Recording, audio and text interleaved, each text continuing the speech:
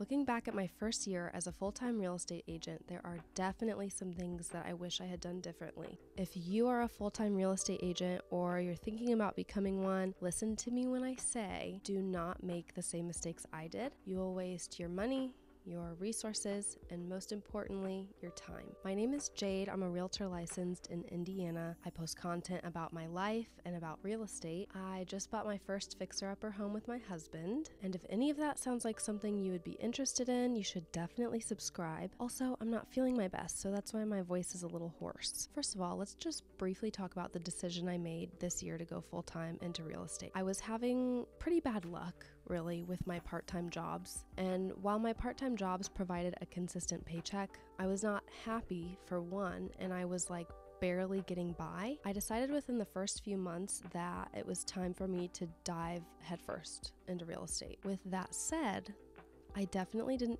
do things necessarily the right way, but it's really hard when you're starting out to know what the right way is because it's truly such an individual business and it is completely up to you what you make of it. Let's just start talking about the mistakes. My first mistake was that I simply did not have enough money saved. Although I figured it would be a couple months without a paycheck, I didn't plan for such inconsistent closings that it really would add up to a lot more time than a couple of months without pay. I also just really underestimated the amount of money that life costs, especially in this economy right now. I also didn't account for the amount of money I would be spending in gas and realtor fees. It is not free to be a realtor. You have yearly dues, and those really add up if you're not selling. Now, not everybody needs a ton of money saved up, but you definitely should have enough to get you by for a while. What should have been happening was I should have been closing more, but because of the rest of the mistakes, I didn't close a whole lot this year.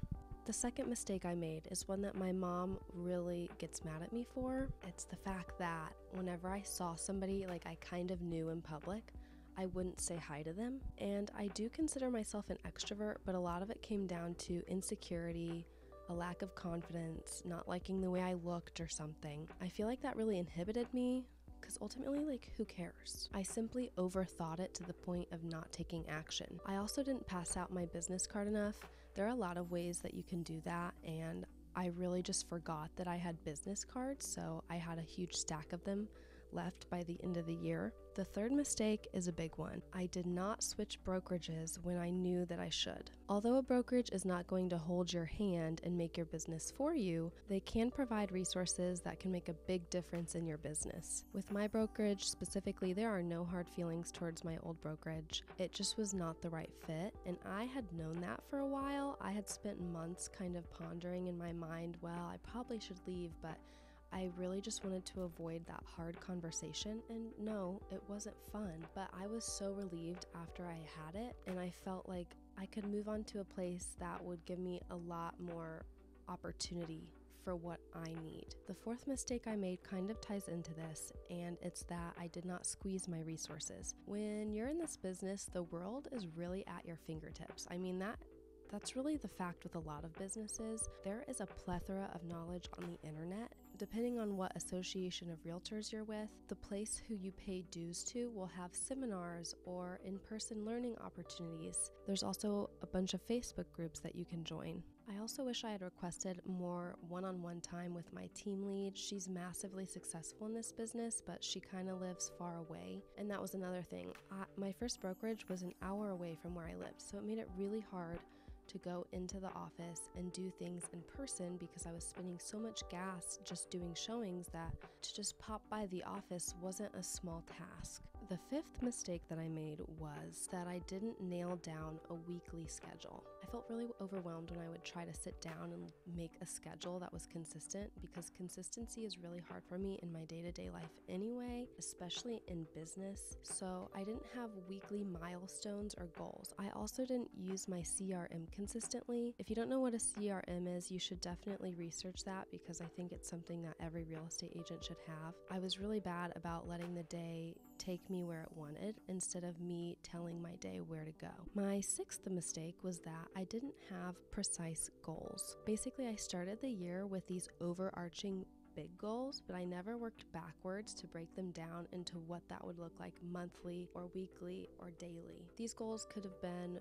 how many conversations should I be having weekly or daily, how many appointments I'm setting, how many houses I need to sell in a certain month, and it's really hard to reach an overarching goal if you don't have tiny milestones that lead you to that goal. Number 7 is one that I still hate. I didn't keep great track of my expenses, so that's going to create a lot of work for me when it comes to tax time. Instead of like having a monthly sit down where I look back at my miles and my expenses, I let them build up, and then I create this huge to-do list at the end of the year, and I always hate myself for it. There are literally apps out there that are not that expensive that can help you do this, and it would save a lot of time in your business. My 8th mistake was that I did not post a lot about real estate on social media. Earlier this year, I had done a home tour, and I did get a complaint to the board of realtors because the seller found my video and felt it invaded their privacy. I had never even known that that was a possibility, because to me it was like, why wouldn't a seller want free marketing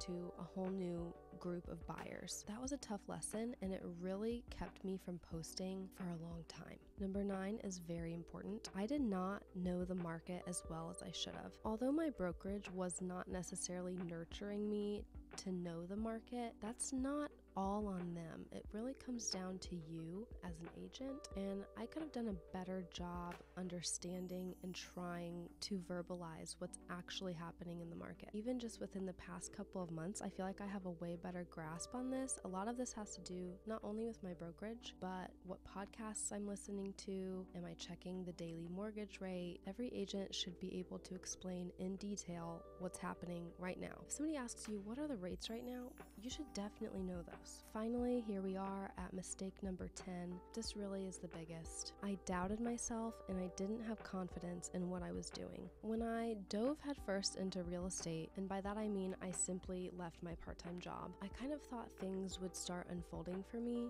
You really have to take an active part in unfolding things for yourself. I'm a very indecisive person, so to dive headfirst into anything feels like a really daunting idea. This really led to me just dipping my toes in rather than fully diving in. Confidence really pours into every single aspect of your business, but especially when it comes to talking to your clients. If you're not confident and you don't think that you're the best agent for them, people can sense that. When I'm going to buy a car, I want an experienced salesman, somebody who's confident, who when I ask them a question, they don't say, let me get back to you on that. No, they know their niche. Those were my top 10 mistakes I made this year. I'm sure there are way more. What I would like you to gather from this is that each one of these cost me money. Now, it's hard to put an exact dollar amount on this, obviously, but each closing that I didn't have is that much money not in my bank account. The mistake that I think cost me the most money is mistake number 10,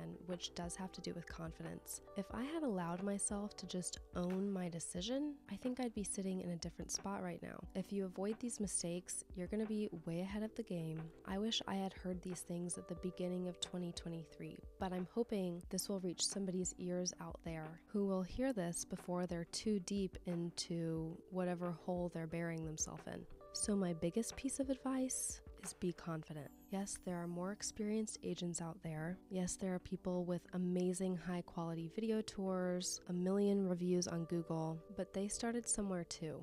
Confidence is the key to gaining more experience, and more experience is the key to gaining more confidence. So you have to jump into that cycle somewhere. And if you listen to this video and you're thinking, I probably shouldn't go into real estate, that's okay. This business is definitely not for everybody. It takes a lot of faith in yourself. It takes a lot of self-motivation, and it can be very disheartening at times. If you got something out of this video or you enjoyed it, please give it a big thumbs up. Also, please subscribe and hit that bell icon so you get notified when I post more videos. Also, you should follow me on Instagram at It's Jade Steph. I post more real estate content over there as well, and I'll see you next week.